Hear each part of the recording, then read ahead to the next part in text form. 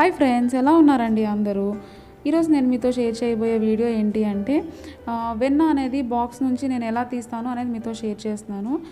ఇది మీ అందరికీ తెలిసే ఉంటుంది, బట్ నేను ఎలా తీస్తాను అనేది మీతో షేర్ చేస్తున్నాను. యూజువల్లీ అందరూ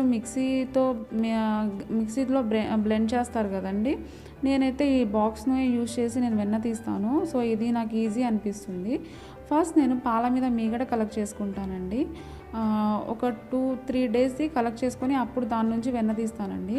ఈ మిల్క్ అనేవి మాకు ఇంటికి వచ్చి పోస్తారండి. దాని మీద మీగడ అనమాట ఇదంతా. అది నేను బాక్స్లో వేసి స్టోర్ చేసి పెట్టుకుంటాను. నెక్స్ట్ మనం ఈ బాక్స్ అనేది ఫ్రిడ్జ్లో పెడతాం కదా. సో బయటికి తీసినప్పుడు ఒక 1 అవర్ వాటర్ వేసి బయటే ఉంచాలండి. కూల్ దాని మీద చేస్తే అస్సలు రాదండి. కొంచెం హాట్ వాటర్ కొంచెం లైట్గా వేయాలి. హాట్ వాటరు మరీ ఎక్కువ ఉండకూడదు వేడి. సో కొంచెం కూలింగ్ పోయిన తర్వాత మనం ఈ బాక్స్ని ఇలా మొత్తం షేక్ చేయాలి బాగా, ఒక 1 మినిట్. దెన్ ఒకసారి ఓపెన్ చేసి చూస్తే మనకి మీగడ అంతా క్రీమ్గా తయారైపోతుంది. జస్ట్ ఇది ఓన్లీ ఒక 1 మినిట్లో మనకి వెన్న అనేది రెడీ అయిపోతుందండి. చాలా అంటే చాలా ఈజీ. ఇప్పుడు ఒకసారి మళ్ళీ మూత ఓపెన్ చేసి చూసి కొన్ని వాటర్ వేసుకోవాలండి, క్వాంటిటీని బట్టి.